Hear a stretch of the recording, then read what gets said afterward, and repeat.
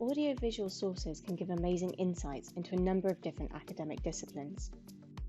Photographs, cartoons, films, video games, and a number of others can all be analysed with a keen eye to interpret information about their subject and the time in which they were made.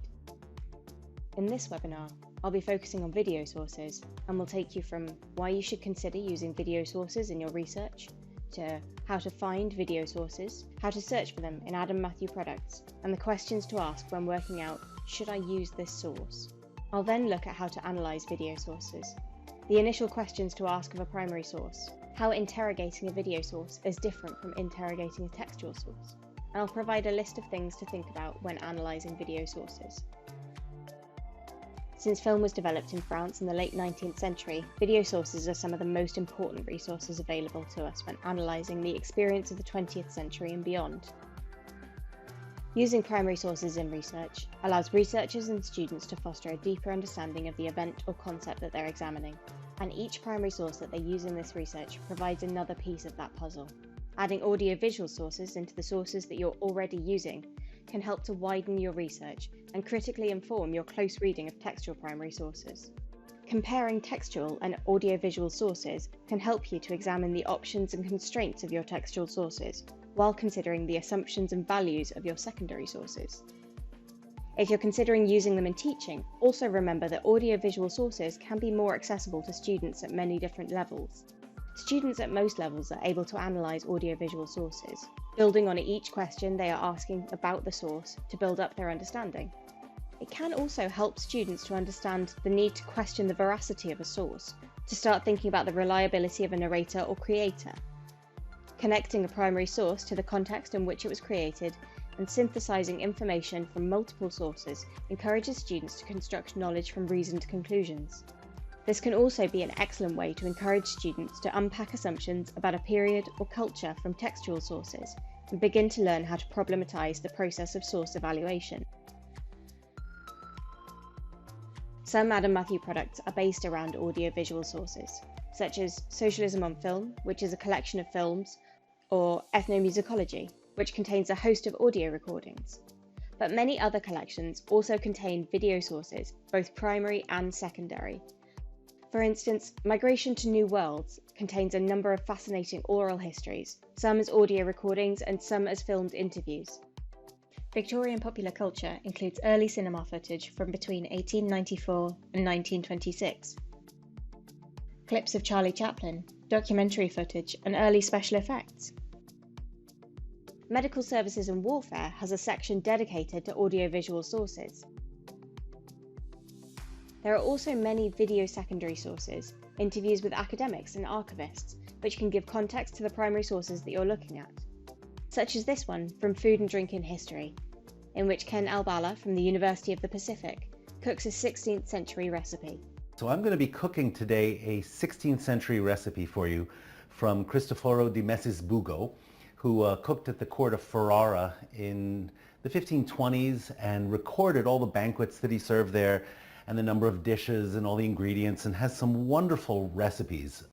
To look for video sources in an Adam Matthew collection, first check if there's a separate section for it in the navigation bar, like this one in Medical Services and Warfare. If not, try going to the Documents list. Check the filter along the side for document type. Select the ones that you're interested in and click Apply. Document types can vary from collection to collection, but are generally labelled as film or video. In the list that appears, you'll find an icon to indicate whether this is an audio recording or sometimes a thumbnail of the image of the film. A selection of the metadata that's been gathered about the source will also be available in this list to help you determine which ones you want to examine in more detail. You can reorganize the order of the documents by clicking on the arrows next to the metadata type. For instance, clicking Date will put these sources into date order. If you're looking at one of our collections that are dedicated to audiovisual sources, such as Socialism on Film, things are a little different. The filters in Socialism on Film allow you to narrow down in much more detail. You'll notice that these films are already arranged into thematic areas, such as arts and culture, or politics and society, and each of these thematic areas is represented by an image tile. The filters on the left allow you to narrow down these films by the country that the film was produced in, the genre of the film, such as animation, documentary, party political broadcast, and the period of time that the subject of the film focuses on. When you apply a filter here, the tiles will rearrange themselves by order of number of relevant films. If you click into one of the films, speeches, or recordings in an Adam Matthew collection, you'll notice there's a treasure trove of metadata. To the right of the video here, you'll find a summary of information about the film, including the date of production and its duration. Where possible, we've also included a fully searchable transcript, with timestamps to jump to other sections of the film.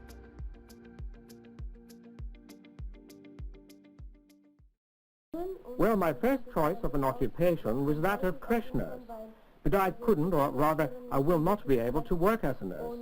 As a nurse, you know, one has to talk a lot, and I've got something wrong with my larynx. Scroll down to the video details section of the page, beneath the video, and you'll see our in-house editorial team have indexed the subjects of the film and the places in the film. You can find physical information about the film, such as its colour format and what type of film was used.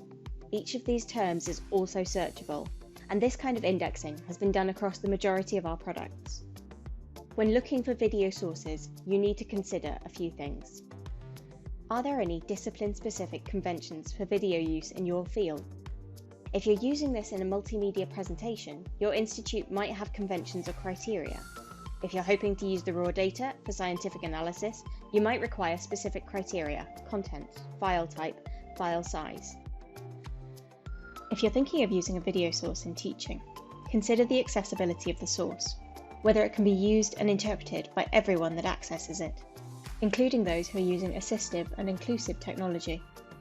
Your institution will have guidelines around their accessibility standards. Check if there's a description of the video or a transcript, and get in contact with your library or accessibility services. Many institutions also provide guides to help you make your own videos as accessible as possible, such as this one from Imperial College, London. Are there any rights or restrictions associated with the source? Depending on where your video sources come from, you'll want to note down any supporting text, creator information, keywords, or supporting information about the file. In an Adam Matthew product, the copyright holder will be listed in the metadata. Revisions and reproductions can differ from the original in significant ways. Special editions of major motion pictures often include scenes not included as part of the original feature's release. If you think it could be a reproduction or a revision, consider. Try to establish a date to differentiate between multiple versions of the same item, and where you can't find a date, look for an accompanying note about whether this version is a revision or an update of the original.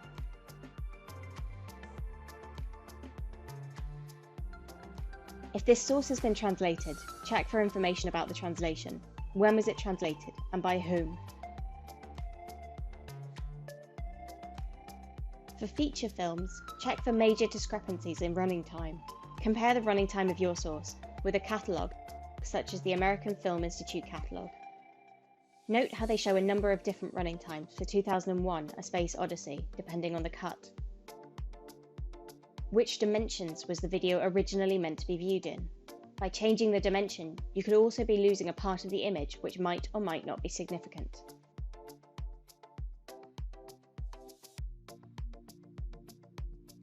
The preservation of a source is a significant factor. For instance, our collection Socialism on Film is entirely sourced from the world's largest film archive, the BFI National Archive.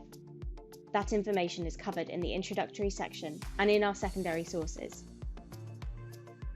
Not only have the BFI preserved this collection, but before them it was collected by Stanley Forman's Education and Television Films Company, formerly Plato Films. Before using these films in research, you need to consider why they were preserved. All of the films were amassed by Forman in the years following the Second World War. Alan Burton from the University of Leicester discusses why Forman brought these films together in his video interview. The films in the ETV collection come from a diverse range of countries and time periods. So they essentially relate to a very broad left agenda and set of issues that might be described as radical. Now, the films were drawn from many different countries, and countries that are heavily represented in the collection: the Soviet Union, the People's Republic of China, and the People's Democracies of Eastern Europe. But there's also a small group of films which are equally important and also fit in with this kind of radical agenda that come from the United Kingdom and from America. In a very broad sense, the films tended to promote a favourable impression of both left-wingers, left-wing activists, and Soviet and other communist regimes. The films also set out to inform on the achievements and progress in the various countries represented in the collection. Sometimes the aims would be to memorialise certain events within a country's communist history. And this is particularly so with a number of Soviet films, where a number of leaders and a number of events are memorialised as a set of details and information for audiences and viewers. That information gives you some context as to why Foreman was preserving these films, and the biases that you should consider if you're using them in your research. When coming to the analysis of a video source, the basic questions to ask are very similar to a textual one. Who is the creator, and what is their relationship with the information in this source? What is the bias or perspective of the source? Who is the audience for this source, and why was it created? Is this reliable evidence? For a video source, you can add how, when, and where was this first released? Who owns this source? What was the distribution plan for this source? An interview might have gone out live, or a film might have been recut for distribution in other locations. Is it a single work or part of something larger? Is it an episode of something that should be viewed in the context of the entire series? Is there any evidence of the critical reception when it was first released, and what was it? What is the technological context of this source? What technological developments were being made in film, television, home recording, and music distribution at this time? All of them have a bearing. Are there any recognisable contexts that directly influence or affect the aesthetic or medium? To really interrogate the intention of a video source, you'll need to review the source a number of times, examining the codes and conventions within it.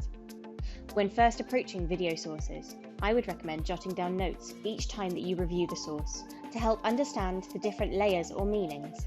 This can be helpful across an entire viewing, or just focusing on a small section, such as a freeze frame of a film.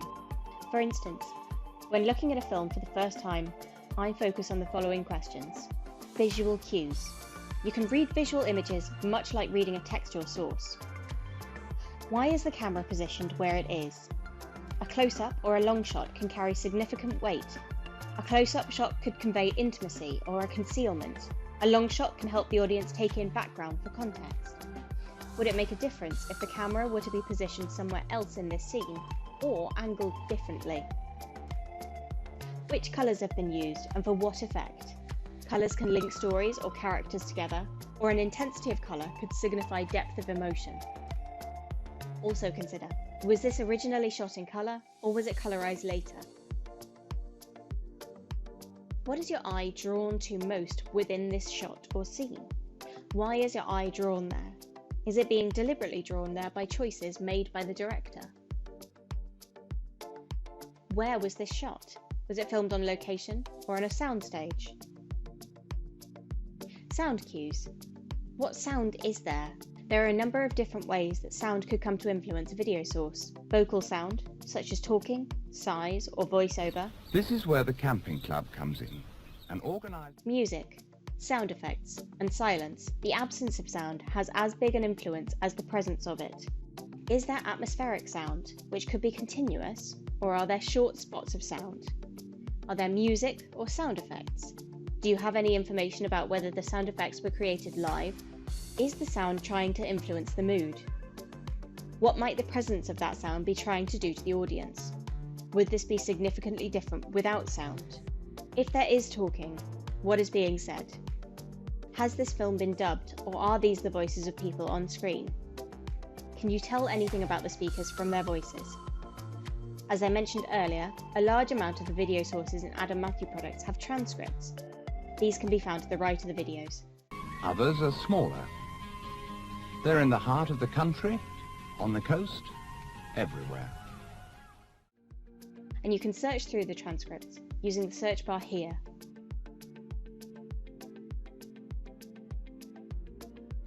Click the timestamp to go to the section of the document that you're interested in.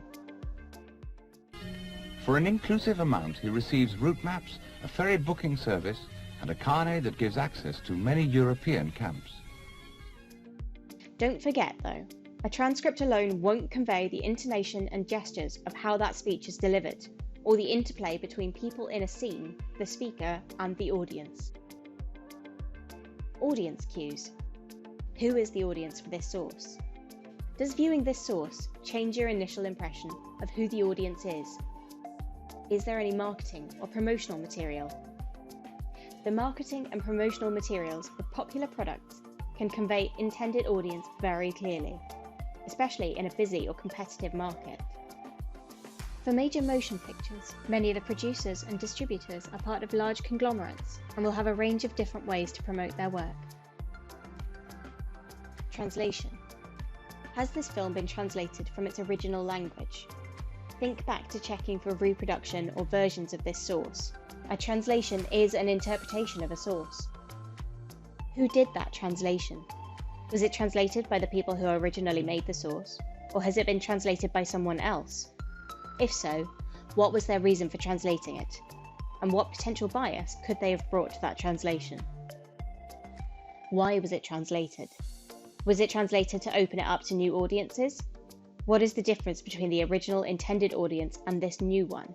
If there was a significant amount of time between production and translation, what changes in historical and cultural context have there been?